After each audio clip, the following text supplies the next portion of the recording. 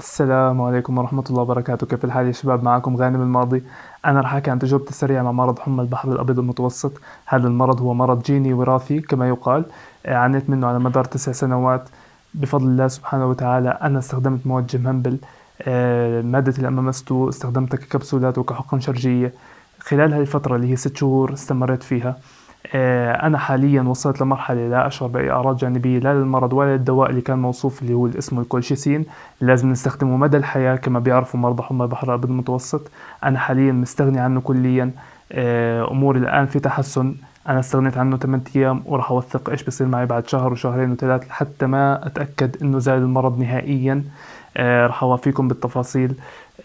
بتمنى هاي المادة إنه معجزة عن جد لأنها مادة معجزة تنتشر بين الناس والكل ياخدها كعلاج. بتشكر محمد الكيلاني إنه نشر لنا هاي المادة، وإن شاء الله إنه تعترف فيها المنظمات والمؤسسات الطبية المحلية والعالمية. والسلام عليكم ورحمة الله.